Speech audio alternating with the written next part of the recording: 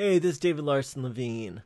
Welcome to our new YouTube channel. I'm the founder and CEO of Scoby Society, and we have an introductory video here for you on three of our main initiatives. Scoby Academy for training rockstar CEOs like you in the creative economy. We have Scoby Social, a place to co-create, to connect, to interact with each other live. And then finally, Scoby Studio, a complete business support platform for executives, entrepreneurs, professionals, everybody in this new economy who is bringing their best self forward to be a provider for themselves, their family, their communities. It's really a whole new world. We're going to be introducing some of that in this video, and we hope you enjoy it. And please just push that subscribe button so you can get all of the amazing videos we'll be bringing you over the course of the year. Thanks again. See you on the other side of this video. Hey, this is David Larson Levine. I am the founder and CEO of Scoby Society, and I'm here to let you know that you can be a rockstar CEO in the creator economy without the cringe factor. How do I know this? Well, first of all, I've been a rock star. This was me with my band Senator Flux. And I've been a CEO. I've had 5 startups ranging from one of the first web development firms in the world to a game technology company, a loan trading platform in fintech, a game technology company, and a solar energy platform, a security token platform. I've done quite a few companies in my time. I started my first one when I was an undergraduate. It was an independent record label. I started that right out of my dorm room in 1986. And we put out a compilation called Some New Ruins. And I drove down to Philadelphia to get it pressed at disc makers, distributed it. It got bunch of reviews and fanzines, and we got picked up by an international record label. We toured for a few years, put out quite a few CDs and vinyl albums, cassettes, and we had a video on MTV, which was pretty darn cool, back when MTV still had music videos. I gave all that up because all of a sudden the World Wide Web hit in 1993, and I became obsessed. I presented a paper at the first International Conference of the Web at CERN Particle Physics Lab in Switzerland, and I wrote a book on the Java programming language, also back in the mid-90s. With the internet, I actually believed I could do anything from anywhere.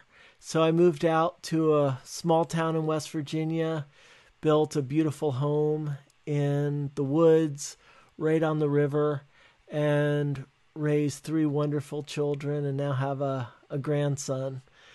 And that's my dog Arrow. That's right down our driveway. You walk across a floodplain and down through the woods, and you're right on the river. I also earned quite a few patents. I was Entrepreneur of the Year, which was an award given by Ernst & Young, USA Today, CNN, and NASDAQ. I raised over $50 million in venture capital and sold many, many millions of dollars of all kinds of different products. Was covered in the New York Times, Wall Street Journal, Forbes. I was on Fox Business News, CBC, all kinds of programs talking about all kinds of different things. And I partnered with some really big companies. I received investments from Cisco, partnered with Oracle, Google, Sony, and IBM, created different partnerships for bringing different offerings to market. And I also had some really major customers. I sold the very first Sun Microsystems servers into the Coca-Cola company for their first websites. And I sold to Kraft Foods, Johnson & Johnson, Kimberly-Clark, World Wildlife Fund, Penguin Books, many, many different companies, different offerings. Then in 2016, everything changed. I had a renewable energy platform. We raised money from some vulture capitalists in Dallas, Texas, and it immediately went sideways. We were raising a $40 million offering. We had 2 investment bankers on this, and we closed on what we thought was just a pretty simple secured bridge loan. They put in the first tranche, which was a third of what they were supposed to put in. There were supposed to be 3 different investments of $4 million each. And after the first, they just were hell-bent on taking control of the company, getting rid of me as a CEO, doing things their way, and it wrecked the company. My first really major failure, and it really shook me. I realized that I wasn't really doing things on my own terms. A lot of what I had been doing for the last several decades was for the market, was for investors, and not really for myself, my family, my employees, or my customers. And I really did some introspection. I got a job as entrepreneur in residence for a global educational nonprofit. And wouldn't you know, right in March, the pandemic hit, and all of a sudden, within a 2-week period, we lost 100% of our revenue. This nonprofit had face-to-face courses in New Zealand, South Africa, the UK, the US, and all of these courses were canceled. So within a very rapid period, 3 weeks, we launched our first course. And then we launched more courses on this online academy, and it was incredibly successful. People were just so appreciative of these courses. One was actually on the coronavirus and how to pass through fear, loneliness, and grief, how to connect deeply online when you couldn't connect with people. Other courses were for entrepreneurship, people connecting between South Africa, the United States, sharing experiences. It was really powerful. Meanwhile, everything else in the world was moving to shared experiences. So whether it was book clubs, game nights, yoga, therapy, meetings, hearings, coaching, it suddenly became online. But not just the old way online was done. It all became real-time shared experiences. And that created the big tech treadmill. In order to get people together online, you had to market: organic, paid, search, social. Everybody was trying to get attention for similar offerings, which meant a constantly changing customer acquisition cost. Different strategies, and people would copy each other's audiences and strategies. There were all these complex marketing analytics, really complex sales funnels and marketing funnels, and then people were funnel hacking and sharing different funnels. It just became very, very, very difficult to stay ahead. And all of this was because the machine learning in the background was optimized for revenues from ads. Attention was extremely valuable. So it started to cost more and more to get somebody's attention. That led to my big idea. I was working with these brilliant educators who were looking for students, but some of them also worked as consultants for businesses. Others were artists. Others had other side practices and side gigs in different areas. And I realized that there was an opportunity to be a real-time, live, shared experience creator economy matchmaker. So creators all of a sudden have an ecosystem for reaching clients instantly, immediately. I'm not talking like with Upwork, which I use all the time. I found our machine learning guy there, and our machine learning guy actually did the machine learning for Upwork. You can find great people on Upwork, but it actually takes quite a few steps to get somebody into a live video conference, and you need to choose between several different people, and it can take you a few days. A few days doesn't sound like much, but sometimes you need help right then and there. You need support immediately, and the right creators available. So we help creators develop their income as a service by preparing, then engaging in real time, and then delivering their offerings right then and there. For clients, they have this whole ecosystem as a service. And what I say is HR is the new IT. So software as a service turned around IT. All of a sudden you could deploy immediately. You didn't have to wait for a team to install software for you. Well, now you can get your creators, you can get your people instantly. So this is what this opportunity was.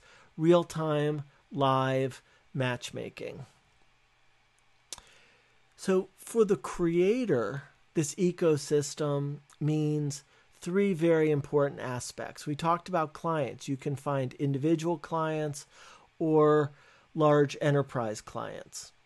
You can find partners, and with those partners, it means you can find affiliates, JV brokers, other distribution channels, and you can also build your teams to serve major clients. You might need a videographer or voiceover talent, and all of this can come together for an offering. We also have certification in this ecosystem, and that gives you two different things. It's actually, as a creator, that gives you a new market. You can train other creators and certify them in your practices. You can certify them, for example, like Zumba requires a certification. But you can also gain new skills. So you could see somebody and they're offering something really interesting and they could become your mentor. So this ecosystem is really complete for creators in all kinds of domains, in all kinds of niches.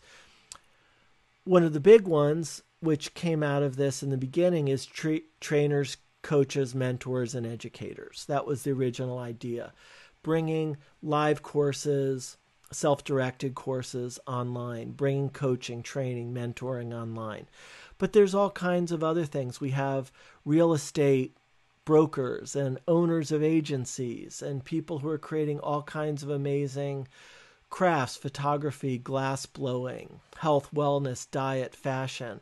Anything that people are creating content for on social media, they're offering through Scoby in a completely different way. And here is that completely different way. With Scoby, the creators are live.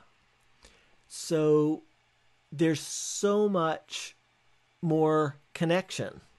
When you're connecting with somebody live, you know pretty immediately if they are a match for you.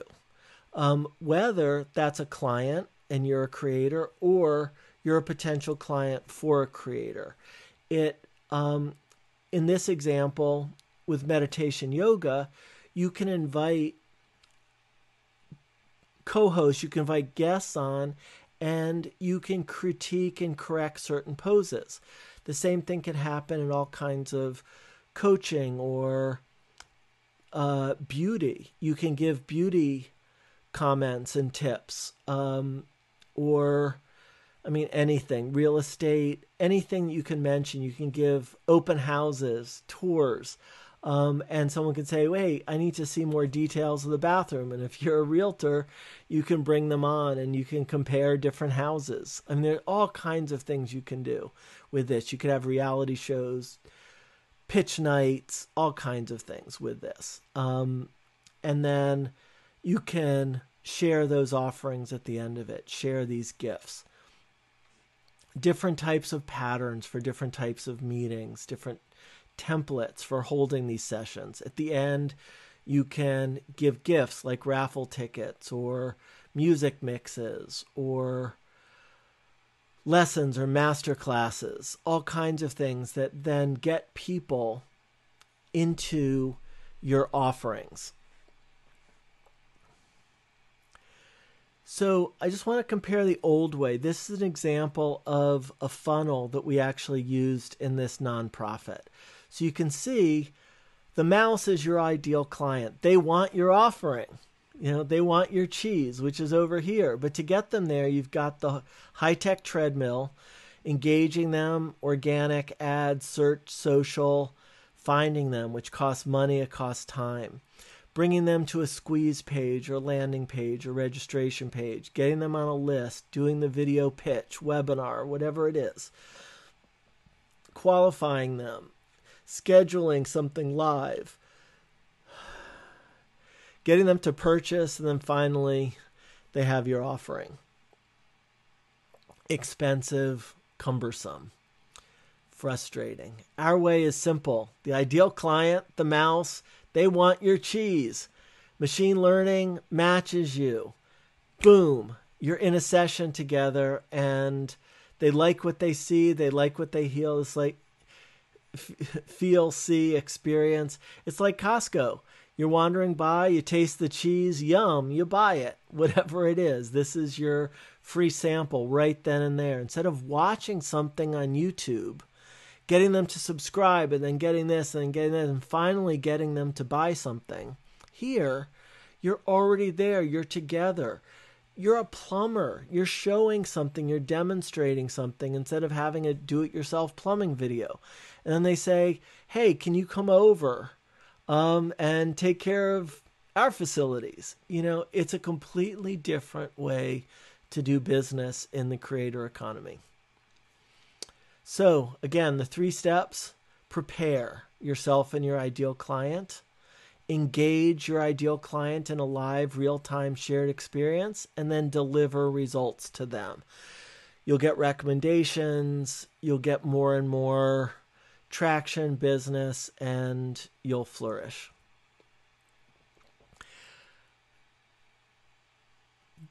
This is why our machine learning is so important and why that's really a foundation of what we're doing. Here's a tweet that I read recently. Clubhouse is dead. All I see are scammy marketing pitches and fake experts on my feed. Sean VP's analysis was spot on. The live curation problem is incredibly difficult to fix, and I've been hoping for them to fix it for months, but nope, no improvements. Well, we call our machine learning engine Oprah because Oprah curated the nation's conversation for several years. If you're Gen X like me, you'll remember Oprah bringing people into our experience like Dr. Phil. She met Dr. Phil because she was sued by the beef industry, and he coached her, and I believe he was also an expert witness, but in that experience of preparing for trial, she understood that he had certain capabilities and certain gifts that she wanted to bring to her audience. She wanted to recommend him. And Dr. Phil said that was Oprah's philosophy. If she liked a hairdryer, a book, a consultant, anything, she would bring that to her audience. Most famously, a car. Look under your seat. You get a car. You get a car. Dr. Oz, Gail King, Nate Berkus, Suze Orman, Rachel Ray. These are all people that Oprah found. Well, what we're doing is making all of our members into a massive Oprah, because what engages them, what they like, will then be recommended to you based on your conversations and your real-time experience, what you're looking for now. So you come on, you have a conversation. I'm looking for this. I want that. Those types of things are going to be in your feed. You can search for those. You're a creator. You're going to be in front of the people who are looking for you now, immediately. I want yoga. I want Zumba. I want a plumber. I want someone to fix my car. Whatever it is, that's it right then and there. I mean, I could see auto body shops just being on this and talking through it.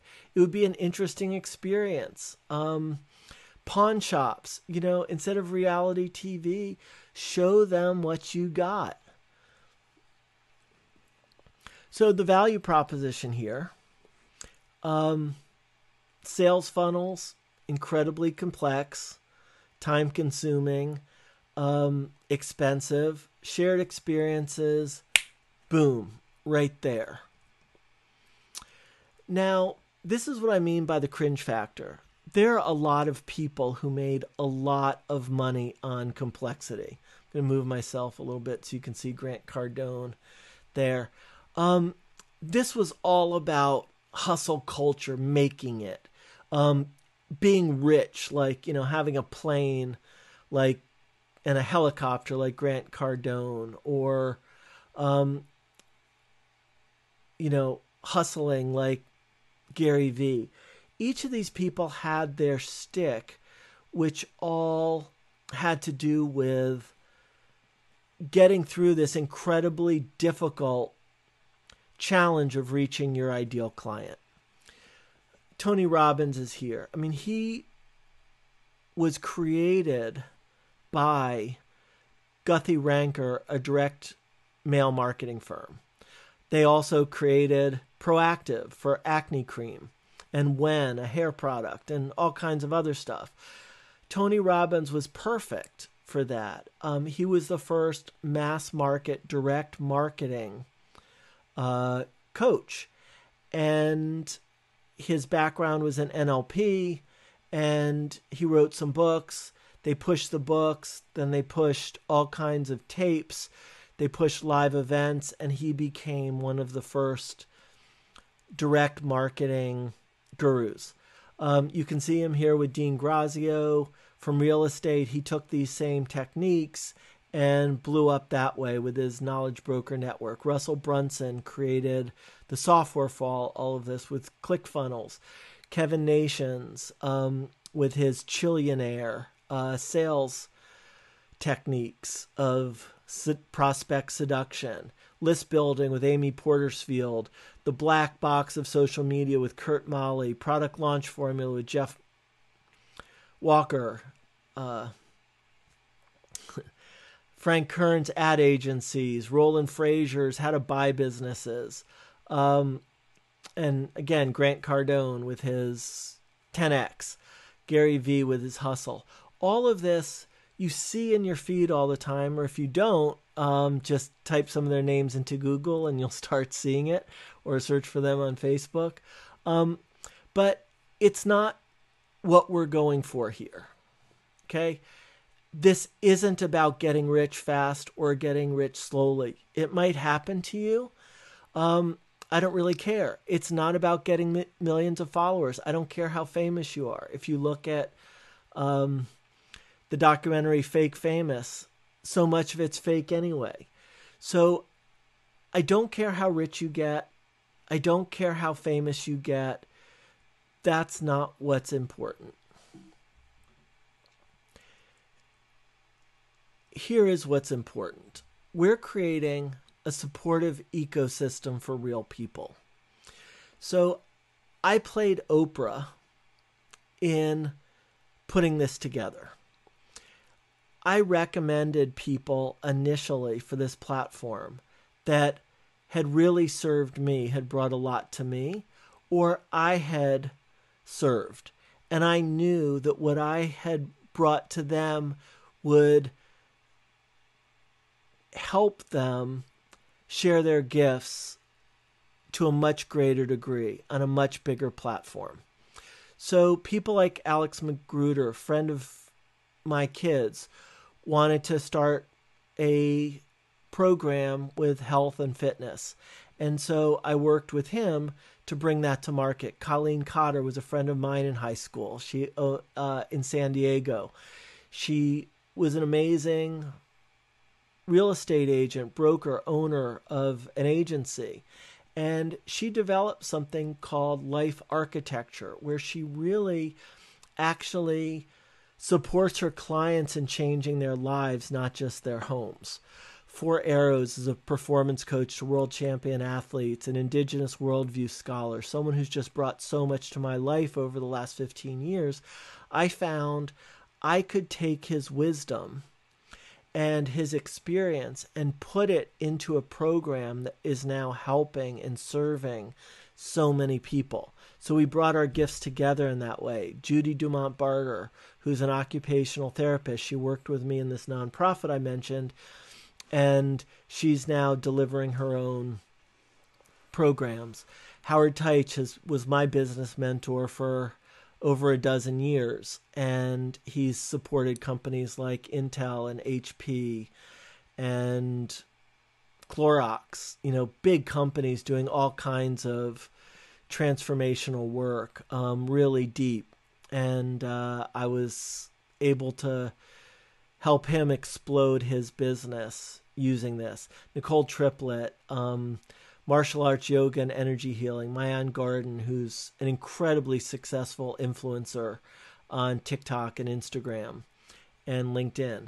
Warren Kahn, who's been my life coach, really helping me in all kinds of ways. I really hope you get to meet him. I mean, just the subtlety of his training and the engagement and showing me my blind spots. It's just the change in my own life has really... So he's someone I can recommend wholeheartedly. Sophie Savage, another person that I worked with, who is my mentor, who showed me when I faced real crises how to turn those into creativity, just like she did in her own life. And Arman Ananian, who's a brilliant digital marketer, the man behind the men, some of the most famous digital marketers. He's behind the scenes working with their clients, and I'm supporting him in really stepping out into his own authority and developing these programs. So that's the idea, and this is just a sample. I ran through some. I can't fit all of them on a slide or into this presentation, but I really want you to understand the range from real estate to coaching to training. And your clients can be like Armand serves very large companies, Howard serves large companies, Sophie serves large companies, but others serve individuals. And there's really going to be that mix of clients for your offering.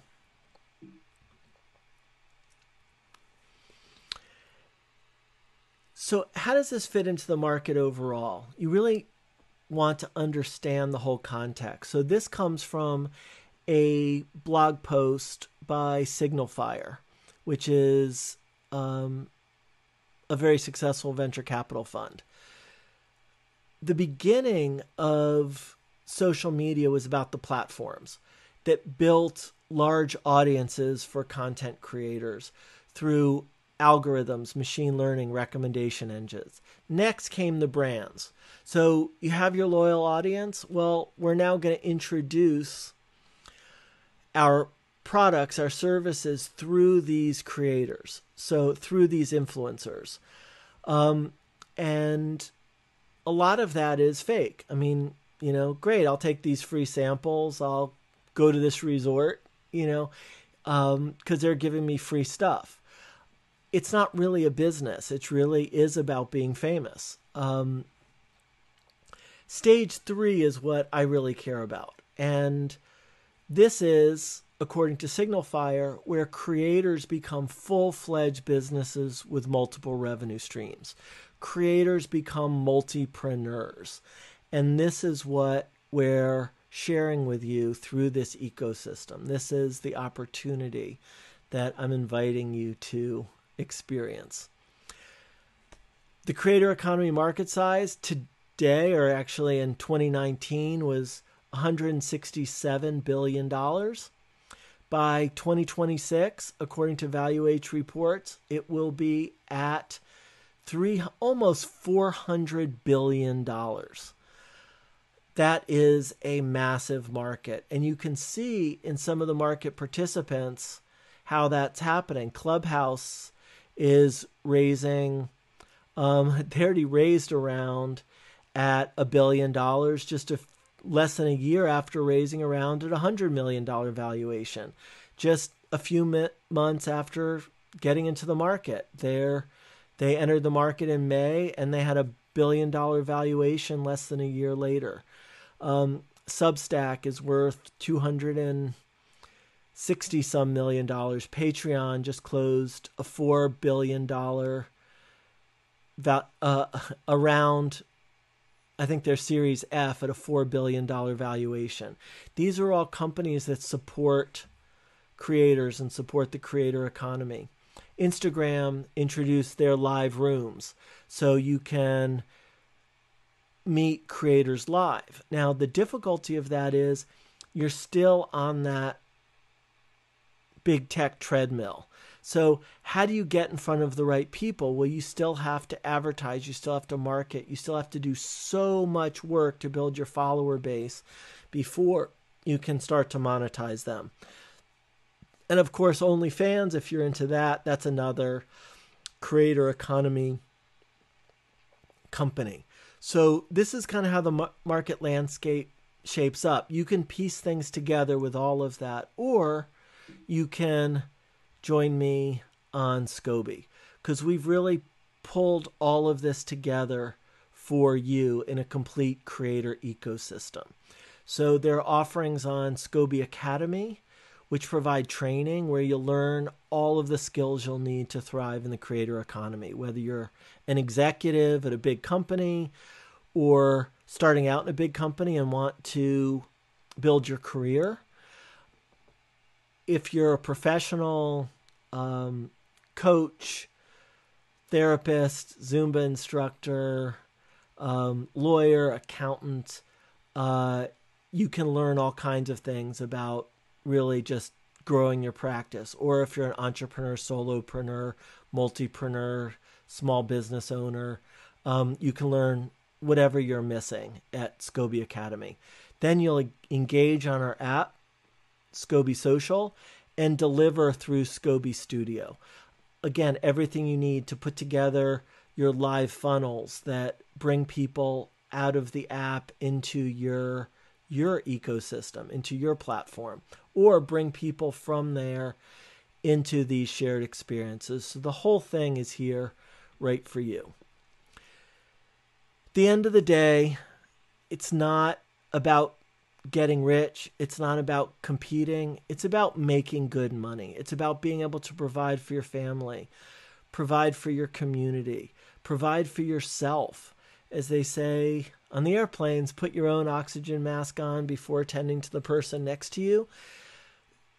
If you're a realtor, you want to flourish before you start thinking about who else can I now serve? What else can I do? For all of these, CrossFit, software engineering, media, digital marketing, whatever you do, music, just make good money.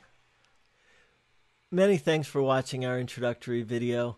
I very much hope you'll subscribe to this YouTube channel, and I hope to meet up with you in person on our app, Scoby Social. Take care.